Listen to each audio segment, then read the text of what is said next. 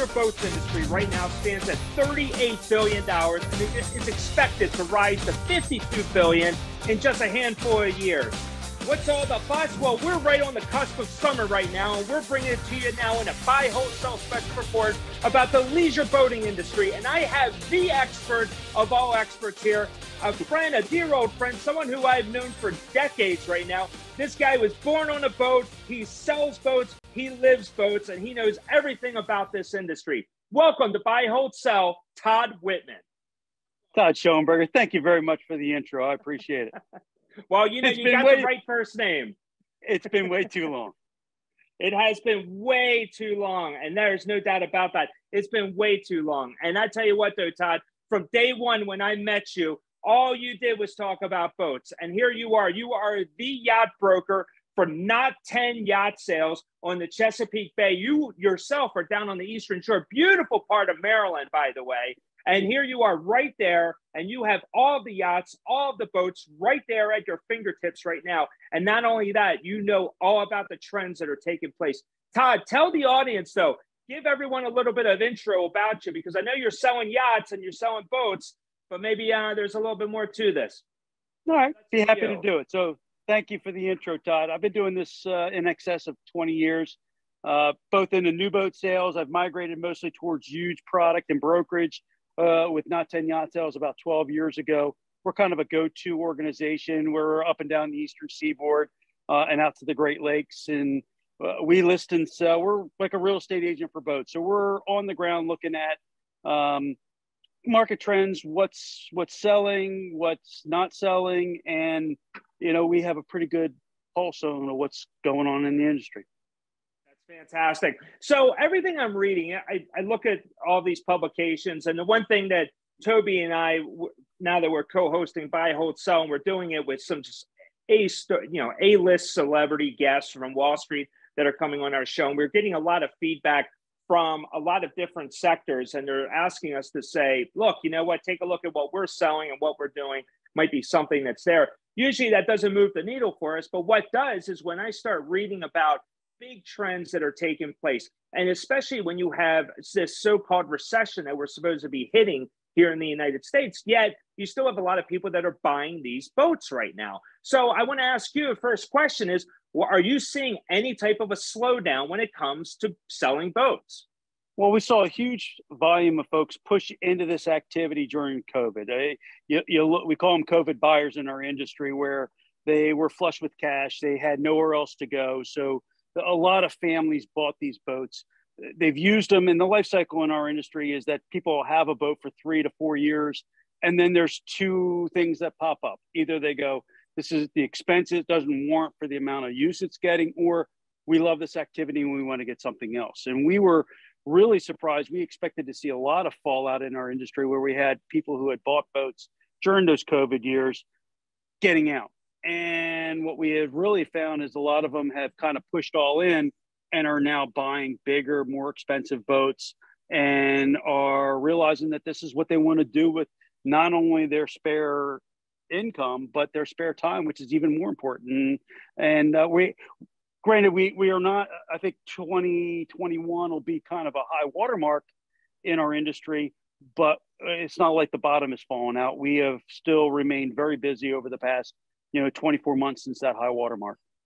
Well, I am stunned by the numbers that I'm seeing right now. I mean, when we like to have special reports on Buy, Hold, Sell, where we cover different areas that we know the audience enjoys. I mean, we'll talk about fine art with Amanda Robin Wood down in Texas, and she could really give us a trend. And everything she's saying is that people are still buying art, and they're spending a lot of money on art. And then on the wine side, we just did a wine show with Monique Soltani, where she's talking about the growth and appreciation of wine if you are an investor in wine. And now I'm looking at the boats and the boat data that's coming out, and everything that the Robb Report is publishing is showing at least a 5 to 6% growth rate per year for the next 5 years in an industry that I would think is a tough sell, but it seems like a lot of people are migrating to that and being on the boat side. Are you seeing a lot of buyers right now? Are they all cash buyers? Are they having to take out loans, equity loans? I mean, what are your clients doing? So prior to COVID, we found that maybe 50-50 was a, cash transaction, or whether, the other 50% would be finance. And I would say it's even moved more towards the cash side, which is surprising. And now I don't, if somebody takes out a home equity line of credit to purchase a boat, I don't see that side of the equation. If somebody's financing, of course I'll know, because I'll be in direct contact with their lender. But I would say right now it's probably still about 50-50, maybe 60-40 cash to finance. And there's still, financing is still available, but we are starting to see the rates. You're starting to have that conversation about, payments and rates, et cetera. And our buyers are not typically, payment sensitive. But when you start to go from a 5% mortgage on a boat to a 7.5%, it makes people stop and think for a little bit. Yeah, you're right about that. So not 10 Yacht Sales is just at the elite side, I would say, from a yacht selling type of operation. You guys deal with the best, you have the best boats, the highest quality boats, and obviously the finest customers. But right there on the Chesapeake Bay, you are in the heartbeat of the yachting world. I mean, we were being from Annapolis. I mean, you remember all the times that you and I had spent going out in the towns right on the water, and it was great. We had so much fun, but everybody we're talking to is a waterman. That's what they do. Yeah. That's their hobby. Now, are you seeing any out-of-town people? I know that you guys are up and down the Eastern Seaboard, but are you seeing maybe foreign investors that are coming in and looking to buy these boats?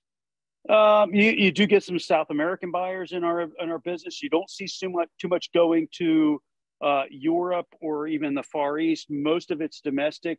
One of the trends that we found over the course of the past 5 years is that traditionally, when you would list a boat, it would sell in the same market in which it was being advertised. Where that's kind of migrated. Where I'd say 40 to 50% of what we sell leaves the state in which it was listed in, which is unusual, because traditionally it was listed in Maryland or listed in Rhode Island, and then that's where it would sell. But now it seems to have migrated where people, because there's a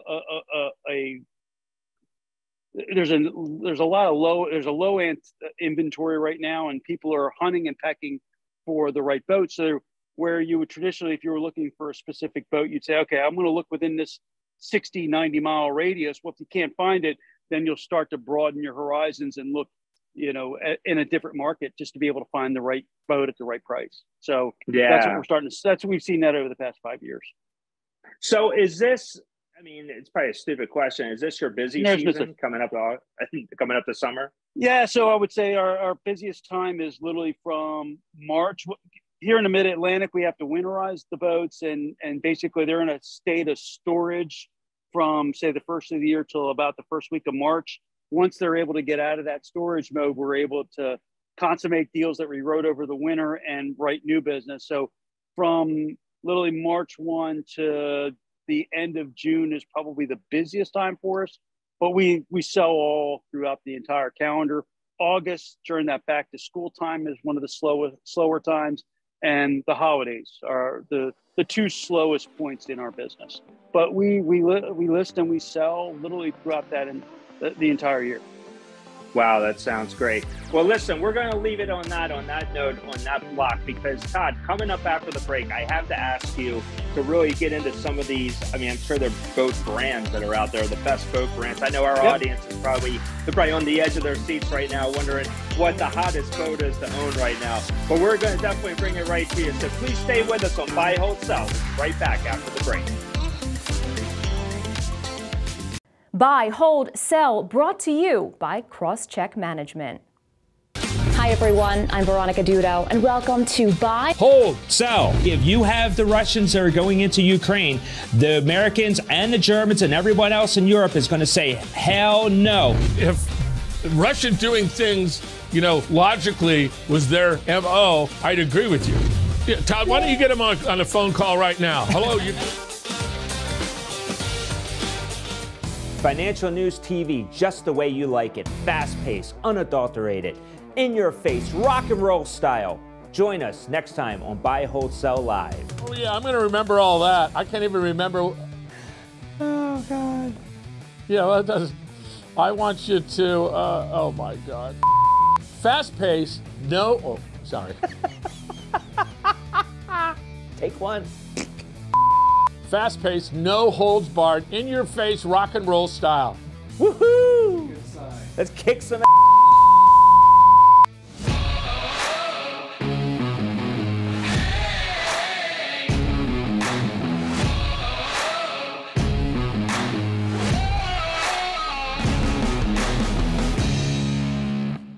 I want you to smash that like button.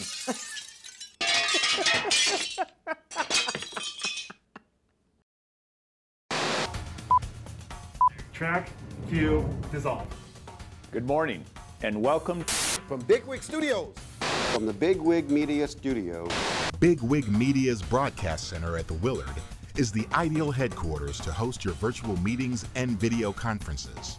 Kudos to our team who's running around behind the cameras. What I liked about working with Bigwig Media was you guys are the experts.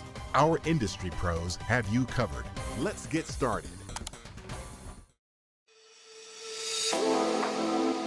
Welcome back to Buy, Hold, Sell, special report on the boating industry. And I have with us Todd Wittman. He is a yacht broker at Not 10 Yacht Sales down in Maryland on the eastern. They're located on the Chesapeake Bay, and he himself is sunning it right now at his compound on the Eastern Shore. And Todd's a dear old friend of mine, and we've known each other for decades, and he has been in this business for over 20 years right now. So he is the expert among experts, and I brought the right guy for us to explain this on the show. And Todd, we just ended the last block really talking about the experiences that you've had with customers and people buying the yachts, whether they're cash buyers or finance buyers. But now I think the audience really wants to know, what's the hottest boat right now? What's the one boat that I need to have and everyone else wants in the water because they want to brag about it? Well, so if you look at that ego type of boat, which all boats are kind of ego, you got multiple amount of brands, and I don't want to be brand specific, but a lot of people have migrated to these large center consoles with multiple four-stroke outboards on them. Some of them are pushing 600 horsepower a piece, and you'll have 4 of them. It is ludicrous, and that's the direction the industry has gone to outboard power. Where you and I, when we were growing up, you go to Ocean City, Maryland, you see these big sport fish with the big diesel engines. Now you look at a 40, 50-foot center console with 4 outboards hanging off the back, and with colors that are just in your face. It's really the direction the industry's gone, and everything's fly-by-wire, joystick steering, what we call a glass cockpit, where you have all your electronics are flush mounted in the dash, where it just looks like a piece of, looks like you have a couple of iPads in front of you, all touch screen. Wow. And that's the way everything has kind of moved over the course of the past 5 years or so. So then that leads to this question, where in the auto industry, we've seen the trend to electric vehicles, these EVs. Is it possible for a boat to be an all-electric type of watercraft? There are some manufacturers now that are starting to test the water, so to speak, as far as going completely EV. The neat thing is our industry is kind of set up where it would be an easy transition. You go to any of those marinas where you have what's called shore power. That's where you plug your boat in to run all your household electric. So the infrastructure is there to be able to recharge these boats when they become available. But right now, our industry always kind of lags behind the auto industry by about 15, 20 years. So I don't see that trickling down to the masses probably for another 10 or 15 years, although everything's kind of amplified because the things move pretty quick. So who knows? Yeah. Maybe in 5 to 10 years, we'll find a boat that'll be a complete full electric that can that's viable. Because most of the time when you're on a boat, you're on it for 6 to 8 hours, and gasoline or diesel is just by far the most palatable way to do it. Yeah, it makes sense then. So I remember attending the boat show in Annapolis. I'm sure that's a big thing for you. And I'm sure it's our Super Bowl. It's your Super Bowl. That's right. That's right. So I remember you walk into it's like walking into an RV. These RVs are equipped. They hop out. They're like these master rooms that they have. So with these boats, I remember going to these boats. They're just it's amazing what you see inside these boats. They're they're literally, just it's just a polished environment that you don't even feel like you're on the boat. It's not like it used to be. Are there any trends, anything that's happening with boats now? I mean, is it all top line stuff, top refrigerators, top appliances? I mean, sofas, everything? Or is that just adds to the cost so much that people are saying, you know what, I just rather have the real long boat and that's it?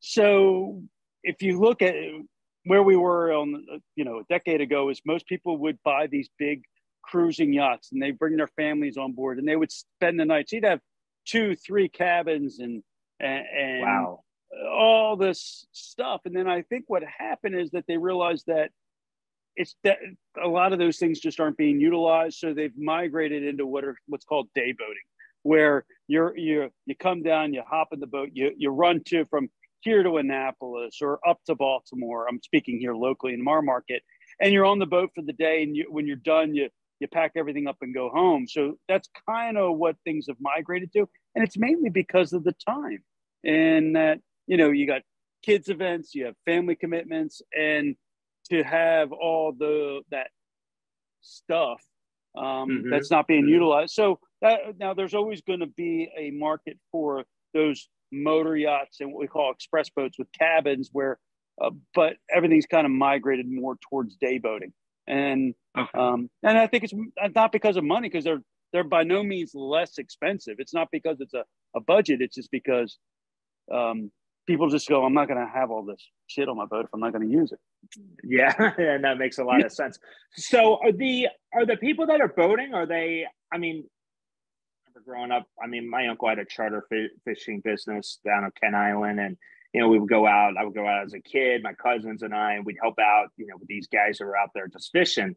But that's a whole other animal, right? Because if you're buying, if I'm going to spend top dollar for a fancy boat, I don't want a bunch of guys coming around drinking canned beer and fishing off of the back. What do you mean? Dirtying up the place. Fishing boats are different than leisure boats, right? Yeah, but if you look at like what we were talking about, those center consoles that are, start at $1 million, they're at their heart, they're really fishing boats. And some people will actually use those for hardcore fishing. But the things that are running, here we have striped bass or what are called rockfish. It seems silly to buy $1 million center console to catch a 24-inch fish. It seems kind of silly, but they do it all the time. So it's ego, it's getting out on the water, it's literally going from one dock bar to the next, and really just being able to decompress and not have to worry about, sitting on 95 or worrying about get things at the office. You hop in it and you literally shut off the outside world and go wherever you want. And it doesn't really matter what you do with it. A lot of people have these fishing style boats, but they're really designed to as more like SUVs. Think of them in that regard. Now, sometimes they'll have a small cabin and air conditioning and generators, and now they've got gyros to keep the thing from rocking, so it's always flat and even. So it's gotten silly.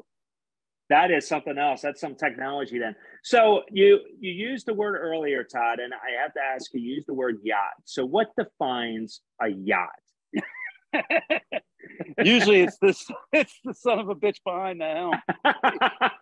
To us in our world, they're always boats. Okay. And traditionally, if the boat was over 60 feet, you could call it a yacht. But even if you were at a marina and they got a guy who's got a 110-foot bedship sitting there, he's going, it's a boat. They're all just boats. They're just boats. That's all they are. Glorified pieces of plastic. There you go. And they all look good. They are very shiny, that's for sure, especially in Eco Alley in Annapolis. No doubt about that. So are you seeing, what about the trend with women? Are more women?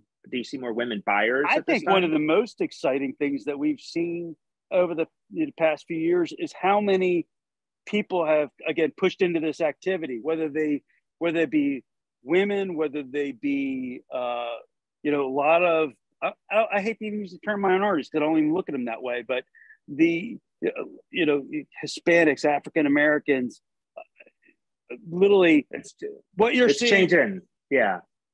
for the good. The more people we get in this activity, the better.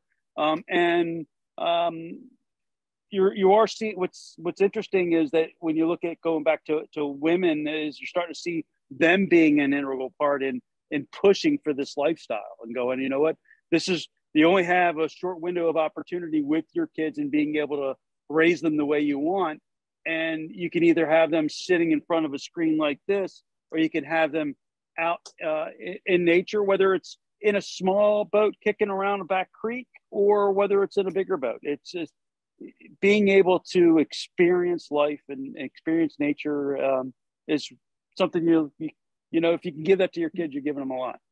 Yeah, it sounds like the demographic definitely is expanding. It's not like it was, back in the day where you think of, the Ted Knight character on Caddyshack. Yeah, on Caddyshack. He's out there, and I would imagine that's great though. It's great for the industry as well, and it explains the growth. Because one thing that when I was doing my homework for this interview, and I looked at the reopening of China, and now the Chinese and how interested they are in this sector right now explains why in that part of the world they're actually experiencing double-digit growth rates for yacht sales, boating sales, and so that explains a lot. So you definitely are opening it up where everybody sees the enjoyment of being on the water, and I can see that as well. So what about on the commercial side? Are you seeing? Because we're talking about individuals.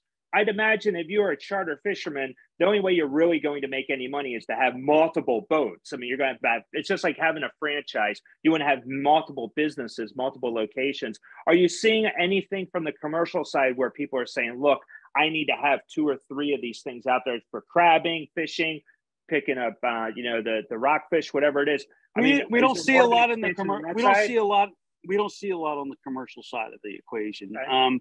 And mainly, I think it's just because in this market where we are, that's just not a really large segment of the industry. I think as you push south into Florida, where you can run these things 24 months, 12 months out of the year, versus here where you're kind of handicapped because our season is literally just from April 1 to October 31st, speaking in generalities. So it really here we just don't see it.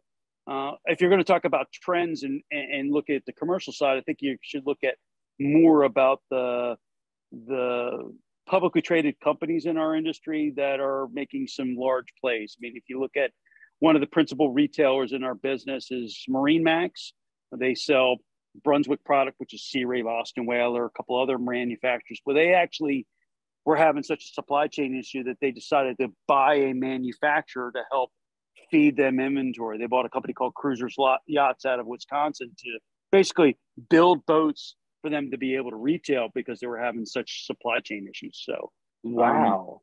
So that's one of the neat things. And there's a lot of consolidation where you're starting to see companies buying up a lot of these small operations and bringing them under one umbrella. So it's a really segmented industry. There's a lot of boutique type builders, and there's opportunities, but there's also a lot of risk. Yeah, no, I'm sure there is actually, and that's great. I know our audience would definitely enjoy hearing about that with any type of a publicly traded company. It's amazing there was a yacht business out in Wisconsin. There are a lot of big builders on the Great Lakes. Wow, I think it's main. Yeah, there are quite a few. And most of it's in the southern states, Florida, Georgia, Carolinas. Yeah. But you see some big boat manufacturers that were in the Great Lakes or are in the Great Lakes. Mm-hmm. That is great. That is great. Well, I'll tell you what, we're going to leave it there because I definitely want to follow up with you again after the summer and see how things went. How if you did have a number of sales that were big. Oh, one last question. What's the biggest boat/yacht you've ever sold? So it's not so much length as much as price range, but usually, 60 feet, $1 million. That's kind of the pinnacle of our business here. 60 feet. So if I want a 60-foot boat, it's going to cost me $1 million. Do I have a crew? That's not, you can, you're going to need a crew. No, but you can get into $1 million 40-foot boat too. It's that used to be kind of a big benchmark in our business, and it seems to kind of shattered. Now, once you get into the southern markets, South Florida is where you get into the $5, $6, $10 million boats. Here we see very little of that. Okay, interesting. Oh, so you got to hit it big and buy a $10 million boat from me. That's what you do. There you go. I just need somebody this CrossCheck Management needs to kick off so you can buy a big boat from me. USS CrossCheck. That's right. We'll have we'll put some big speakers. Yours comes with a paddle. Absolutely. So yeah, definitely. Well, that's something definitely to look forward to. That's great. Well, listen, Todd Wittman, he is Yacht Broker Extraordinaire. Todd, how can the audience find you? Yeah, you can go to our website, not10.com, and you can see all the inventory that we have. And it gets updated every day. We list and sell every day.